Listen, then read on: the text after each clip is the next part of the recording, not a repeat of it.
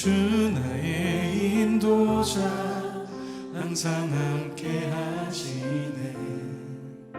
사랑과 힘 베푸시며 인도하시네.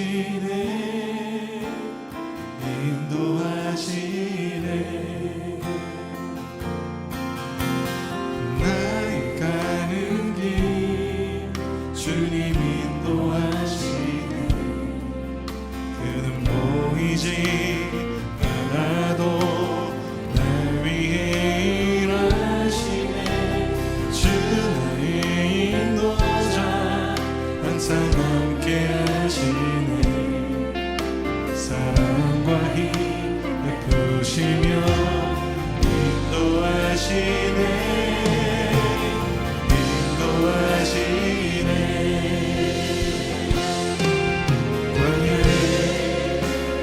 만드시고 날 인도해. 사막의 강 만드신 것 보라. 하늘과 땅 변해도 주의 말씀 영원히. 내 삶 속에 새 일을 행하리. 나의 가는 길 주님 인도하시네. 그는 보이지 않아도 나 위해 일하시네. 주 나의 인도자 항상 함께 하시네. 사랑과 힘 베푸시며 인도하시네. 광야의 길을 만드시고 광야의 길을 만드시고 사막의 강 만드신 것 보라. 하늘과 땅 변해도 주의 말씀 영원히. 내 삶 속에 새 일을 행하리. 나의 가는 길 주님 인도하시네. 그는 보이지 않아도 나 위해 일하시네. 주 나의 인도자 항상 함께 하시네. 사랑과 힘 베푸시며 인도하시네. 이번에 여러분들만 한번 고백해 보시겠습니까? 나의 가는 길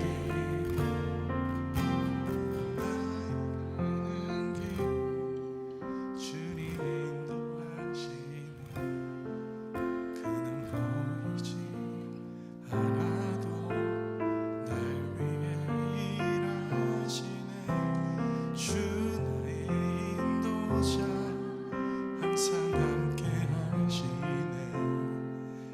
사랑과 힘 베푸시며 인도하시네.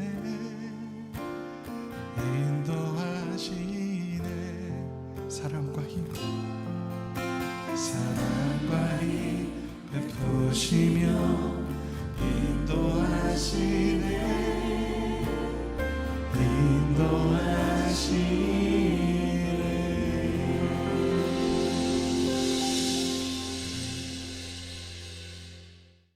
오늘 우리에게 주시는 하나님의 말씀은 고린도전서 6장 1절에서 11절의 말씀입니다. 너희 중에 누가 다른 이와 더불어 다툼이 있는데 구태여 불의한 자들 앞에서 고발하고 성도 앞에서 하지 아니하느냐. 성도가 세상을 판단할 것을 너희가 알지 못하느냐. 세상도 너희에게 판단을 받겠거든 지극히 작은 일 판단하기를 감당하지 못하겠느냐. 우리가 천사를 판단한 것을 너희가 알지 못하느냐. 그러하거든 하물며 세상 일이랴. 그런즉 너희가 세상 사건이 있을 때 교회에서 경히 여김을 받는 자들을 세우느냐. 내가 너희를 부끄럽게 하려 하여 이 말을 하노니 너희 가운데 그 형제 간의 일을 판단할 만한 지혜 있는 자가 이같이 하나도 없느냐. 형제가 형제와 더불어 고발할 뿐더러 믿지 아니하는 자들 앞에서 하느냐? 너희가 피차 고발함으로 너희 가운데 이미 뚜렷한 허물이 있나니 차라리 불의를 당하는 것이 낫지 아니하며 차라리 속는 것이 낫지 아니하냐? 너희는 불의를 행하고 속이는구나. 그는 너희 형제로다. 불의한 자가 하나님의 나라를 유업으로 받지 못할 줄을 알지 못하느냐?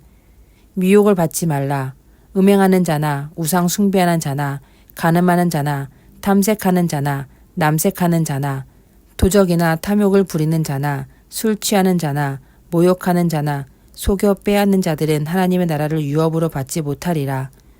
너희 중에 이와 같은 자들이 있더니 주 예수 그리스도의 이름과 우리 하나님의 성령 안에서 씻음과 거룩함과 의롭다 하심을 받았느니라. 아멘. 고린도전서를 읽다 보면 2000년 전이 지금이나 별반 다르지 않다는 생각이 듭니다. 교회도 사람이 모인 곳이라 시끄러운 다툼이 자주 발생합니다. 다툼이 생기는 것이 필연이라면 그 대처법이 중요한데 사람의 성정 중 욕망이 차지하는 부분이 커서 그런지 좋은 판단 대신 이기는 선택을 하려고 합니다. 오늘 본문에서 바울은 교회 안의 일, 교인들 간의 다툼을 세상 법정으로 가져가는 것을 비판하고 있습니다. 교회 안의 일을 스스로 해결 못하고 믿음 없는 자들에게 판단을 해달라고 소송하는 것이 부끄러운 일이라는 것이죠. 오늘날 교회법이 있음에도 그것을 따르지 않고 불복하여 세상 법정으로 가져가는 것과 완전 똑같습니다. 그때나 지금이나 교회 안에서 해결을 시도했을 것입니다. 문제는 사람이 그 판결과 중재를 거부하고 끝까지 가보자는 심정으로 세상 법정에 호소했다는 것입니다. 몇 해 전에 다툼이 난 교회가 있었습니다. 교회법에 분명히 나와 있는 사안이라 판결이 어렵지 않았습니다. 그런데 교회법에서 진 쪽이 세상 법정에 소송을 넣었습니다. 판사 앞에서 두 그룹이 마주 앉았습니다. 판사가 말합니다. 꼭 이렇게 재판을 하셔야겠어요? 시간을 드릴 테니 합의하실래요? 근래에 종교 관련 소송이 많다며 판사가 피곤한 기색을 띱니다. 그 표정에 이런 문제는 교회 안에서 해결해야지 왜 여기까지 가져와? 이런 마음이 읽힙니다. 그곳에 마주 섰던 교인들은 부끄러웠습니다. 결과적으로 그 소송에서 진 쪽은 더 이상 교회에 머물 수 없었습니다. 누가 나가라고 하지 않았습니다. 그들 스스로 나갔습니다. 부끄러워서 나간 것은 아니었습니다. 끝까지 억울하고 분하다 말하며 나갔습니다. 왜 이런 일이 생겼을까요? 이겨야 정의라고 생각했기 때문입니다. 옳고 그름을 가리는 것도 물론 중요하나 그들은 교회 안에서 더 중요한 가치가 있음을 놓쳤습니다. 교회는 믿음의 공동체입니다. 눈에 보이지 않아도 실제하시고 역사하시는 하나님을 믿고 따르는 곳이 교회입니다. 그래서 그리스도인들은 하나님이 기뻐하시는 선택을 해야 합니다. 하나님을 바라보는 믿음이 있기에 정직해야 하고 하나님을 따르는 믿음이 있기에 자기 희생을 실천합니다. 그리고 주님이 우리를 품어주신 것처럼 허물이 있더라도 관용과 포용으로 사람을 품고 섬깁니다. 하지만 교회가 조직화되고 대형화되면서 이러한 가치가 관념적으로 내재된 형태로 변하고 말았습니다. 말은 하지만 지키지 않는다는 것이죠.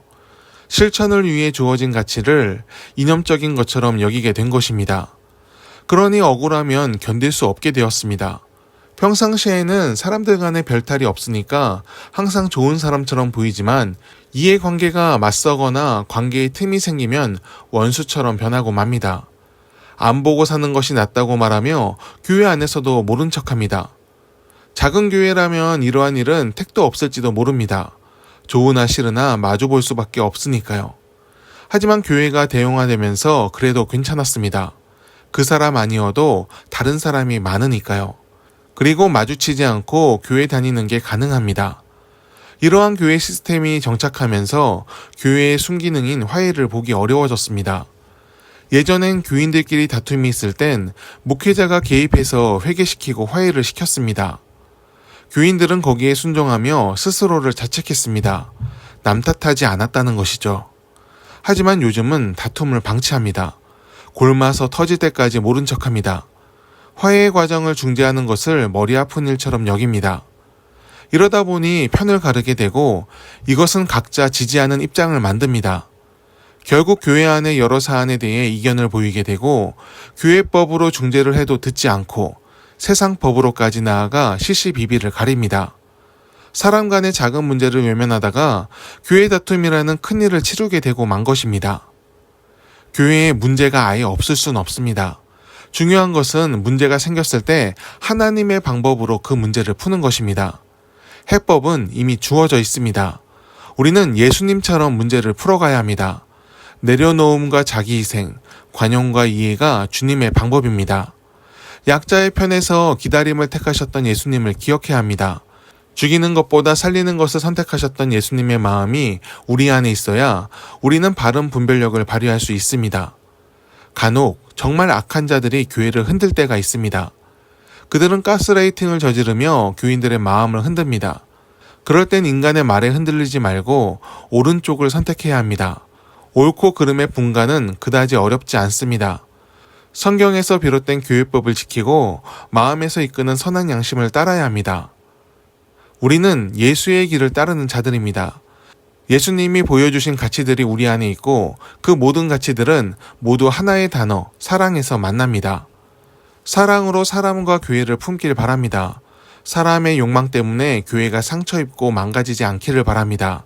건강한 교회는 서로 사랑하는 교회입니다. 그 사랑에는 내가 좋아하는 사람만 포함되는 것은 아닙니다. 모난 돌처럼 다듬어지지 않은 사람일지라도 기다림 속에 바른 길로 인도할 수 있는 인내심이 우리에게 있길 바랍니다. 박수 소리가 두 손뼉이 마주쳐서 나는 것처럼 다툼도 그렇습니다. 악을 악으로 받지 않고 선으로 받을 수 있다면 우리 안에 그리고 오늘날의 교회 안에 하나님의 열매가 많이 맺히게 될 줄 믿습니다. 그리고 그 모습을 통해 세상에 하나님을 보게 될 것을 믿습니다. 하나님을 따름으로 선을 행함으로 선을 이루는 우리의 삶이 되기를 축복합니다. 기도하겠습니다. 하나님, 오늘도 우리의 영혼을 이끌어 주옵소서. 다툼의 갈등이 많은 세상에서 하나님의 사람으로 살게 하옵소서. 갈등을 부추기는 자가 아니라 중재자가 되게 하시고 주의 관용과 용서를 나타내게 하옵소서. 세상의 법보다 앞서는 사랑의 법을 따라 주의 뜻을 전하는 축복의 통로가 되게 하옵소서. 우리가 속한 교회와 사회가 우리를 통해 복을 얻게 하옵소서. 예수님의 이름으로 기도드립니다. 아멘. 함께 중보 기도하길 원합니다. 부활의 소망이 우리의 삶을 채우기를 원합니다. 사망의 어두움이 삶을 지배하지 않게 하시고 빛 대신 예수님을 바라보며 오늘을 감사함으로 살게 하옵소서. 죽음의 벽을 허무시고 천국의 복음을 이 세상에 가져오신 예수님을 바라보며 오늘의 삶을 승리하도록 하옵소서. 세상이 우리를 고단하게 할지라도 신실하게 믿음의 여정을 지켜가도록 인도하여 주옵소서. 성도의 삶을 지켜주시길 원합니다. 육신의 병과 경제적인 어려움으로 고단함을 겪는 이들에게 하늘의 위로를 베풀어 주옵소서.